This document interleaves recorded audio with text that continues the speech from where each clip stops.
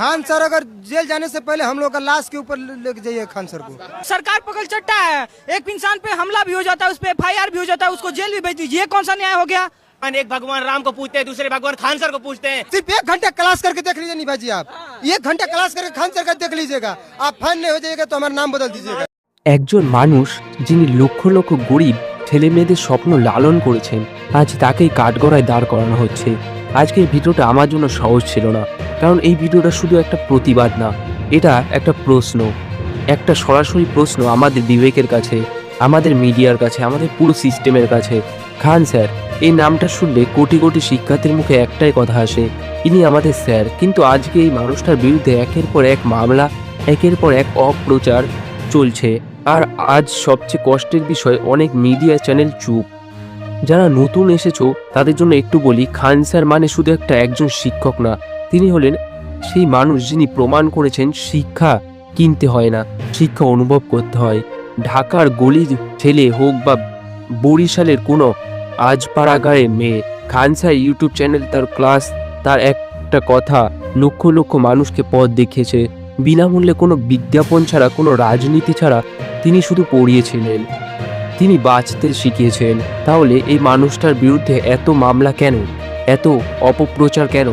এই প্রশ্নটা না করলে আমরা সবাই অপরাধী। এখন কথা বলি মামলাগুলো নিয়ে।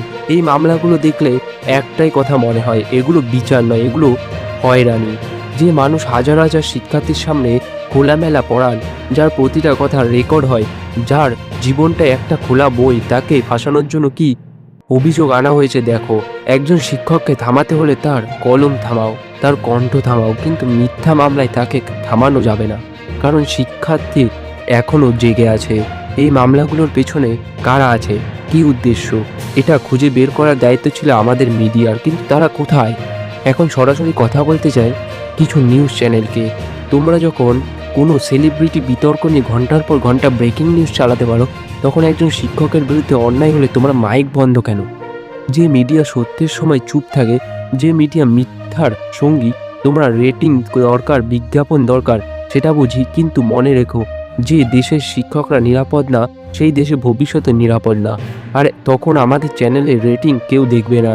এই ভিডিওটা দেখার পর যদি তোমাদের বিবেকে একটু নাড়া দেয়, তাহলে মাইক খোলো, সত্য বলো। তোমাদের সাথে কথা বলছি, যারা কোনো একদিন খান স্যারের একটা ভিডিও দেখতে পড়তে বসেছিলে, যারা তার কণ্ঠ শুনে মনে হয়েছিল না আমি পড়বো, আজকে সেই স্যার বিপদে।